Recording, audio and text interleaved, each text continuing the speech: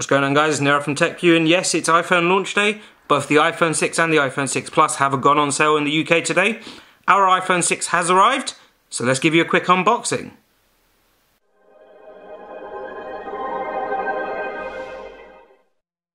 So you may be wondering, which iPhone 6 have we gone for? Well, we've gone for the iPhone 6, 128GB in silver.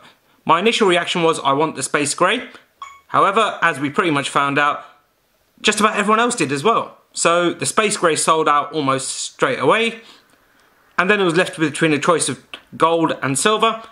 To be honest, I had a look at the iPhone 5S in champagne gold. Not a massive fan. Can't imagine that Apple have changed it much since then. So it left me with the silver. And as for the 128GB, I've got to say, Apple, you upgraded the 32 to 64 gig, and you upgraded the 64 to 128 gig. Why did you not do it on the 16 gig? Why? I mean, surely everyone else must have thought the same question. Did you? I can think of a few reasons. They want more money, they want to try and persuade people, but let's be completely honest.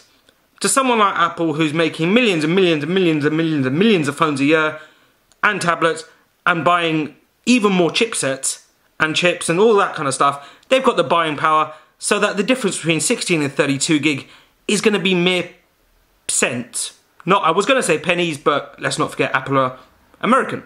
So it's cents. Does it really make that much of a difference if you put 32 instead of 16? Anyway, this is turning very much into a rant, so I'm going to shut up, at least for a few seconds, unwrap the cellophane on this, and to give you a run through the box.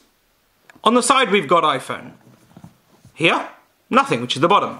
And again, same at the top. And then on this side, oh, what do you know, it says iPhone again. As with all Apple boxes, there's something very asymmetrical about the fact that both sides and the both top are the same. They look the same. You never know if it's upside down.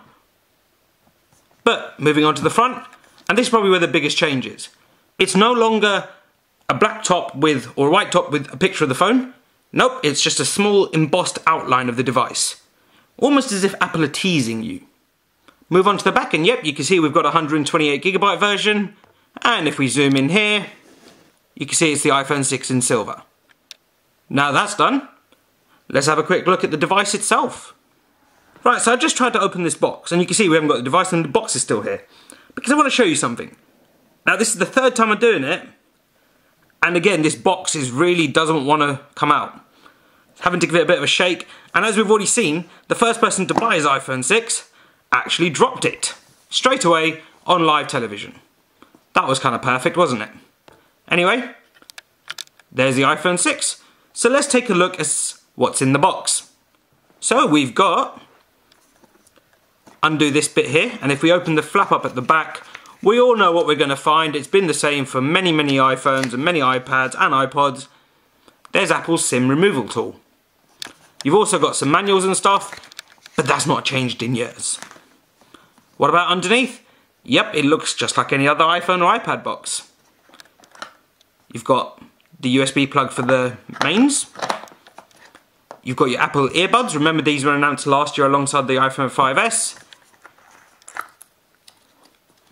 And you've got a lightning cable. And unlike reports that were expected before, this is not Apple's new lightning cable. So we're going to pop all that back in. Put the headphones back in. Let's put the manuals and everything in place. All of that to one side. And let's take a look at the iPhone 6 itself. So beneath the display, yep, it's the Touch ID fingerprint sensor. Now, unlike the Touch ID which first debuted last year on the iPhone 5S, this one's a lot better. And Apple say it's a lot more responsive, and if my memory serves me correct, it's got 500 ppi resolution. So it recognises your fingerprint in extreme detail. Let's go up this display, and it takes us to the top of the phone, which has, just like other iPhones, we've got the front-facing video call camera. Naturally, Apple didn't really put any fuss or even give us much detail on this, so it'll be interesting to see exactly what resolution pictures it takes, whether it does full HD. There's loads of numerous questions that we want to see, whether it's any different to previous ones or if Apple's just not really intent on joining the selfie craze. We've also got your rear speakers and your earphone jack. And that's probably where the similarity ends. From the front facing camera, let's take a move to the right. And this is where you'll notice another change. Thanks to this much slimmer profile of the 6, and you can see it's really slim, the power button, and obviously the larger display, the power button's moved from the top of the phone on previous iPhones to the right hand side at the top. Yep, it's pretty much sits where your thumb will sit normally. Now I can imagine this is likely to be quite annoying for someone who's always on the phone. You might press the screen off by accident, or turn the phone off when you're not meant to, or there's numerous factors. But it's a lot better than having to reach to the top of your phone every time you want to switch the phone off. Beneath the power button, we now have the SIM card removal tray, and yep, like other iPhones, which I'd be surprised if Apple hadn't done this, it uses a nano SIM. Moving down beneath the SIM card tray, we have this very small grey bar, and let's be honest, it really just doesn't look very nice. However, given the fact the iPhone is metal, we know for a fact that that bar is to ensure that there is non-metallic surfaces that through which the antennas, rays and things like that can pass. It still doesn't look amazing, and we'd like to have seen Apple do something similar to Huawei, where they put all those antenna bars at the top of the phone, or the bottom, where you wouldn't mind seeing so much silver or something like that. This just doesn't really cut it. And we've seen it on previous iPhones, but really would have hoped that Apple might have changed that by now. We'll now go to the bottom. And at the bottom, yep, you can see it's the same as all other iPhones. We've got the headphone jack at the very bottom here. Got your microphone, a couple of screws to open the iPhone up, speaker grill, and the lightning cable. Well, the lightning connector. One of the rumours we heard before the launch of the iPhone 6 was the fact that Apple were planning to introduce an all-new lightning cable that you could use either way around. Because one of the most annoying things about USB or even lightning is that it always has to go in the right way. You can't put it in upside down, and the new lightning cable would have sorted that. Maybe we'll see it in a few months, maybe we'll see it next year with the iPhone. We just don't know. From the bottom, let's go to the back. And this is the back of the iPhone.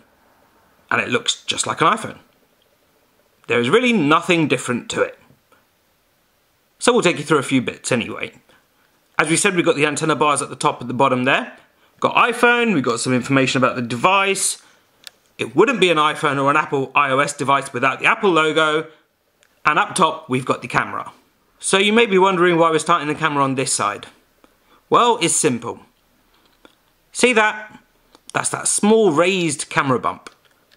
And if you've been following the site, you'll know that despite everyone saying we really don't mind the small raised camera bump for the fact that they've managed to do really well to make it such a slim device, Apple went the extra mile and tried to edit that out of the pictures they included on the Apple website. We would love to see how many people have woken up this morning thinking that this was completely flat and been disappointed. Okay, seriously talking, probably no one's going to say they were disappointed by it. Still, it's interesting that Apple just couldn't accept that very raised bump, which is, could be no more than a couple of millimeters. That almost wouldn't notice it if you weren't really looking for it. And if you're going to use a case, chances are the case will solve that problem anyway. Let's look at the camera itself. The camera itself is an 8 megapixel sensor. It's got 1.5 micron pixel size.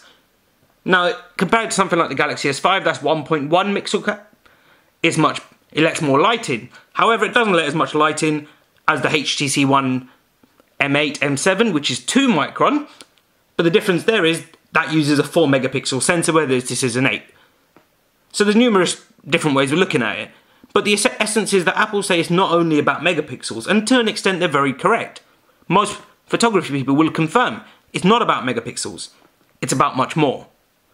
It's about your software algorithms, the amount of light you let in, how you handle varying lighting conditions, because a lot of people like to use their device in auto mode. So with Apple, the True Tone Flash helps when it's low light, whereas the bigger pixel size just lets you take better pictures, let more light in. Now, this is probably another area where the big difference between the 6 and the 6 Plus is, because the 6 Plus also has the addition of optical image stabilization.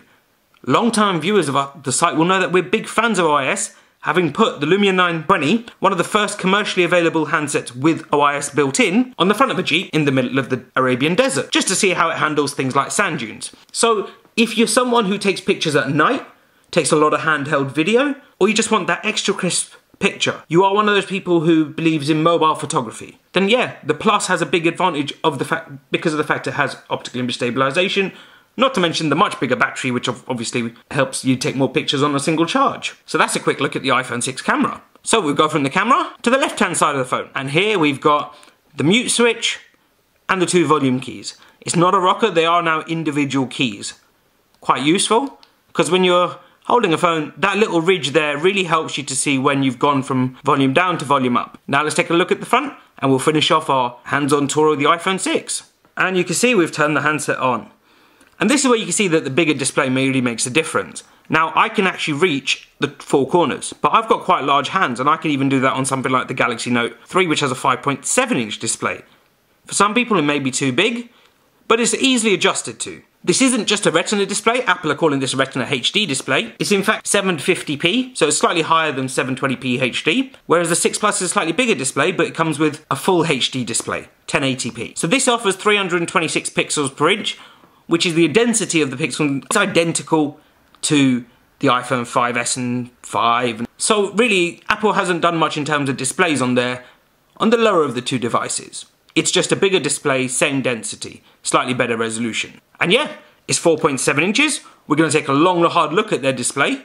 But for now, this has been an unboxing and hands-on tour with the iPhone 6. Silver, 128GB. Thanks for watching. Please like, comment and subscribe. Help us by sharing this video amongst your friends and your subscribers. And yeah, I'll see you in the next video. We've got lots of iPhone 6 coverage planned. Stay tuned and please hit the subscribe button.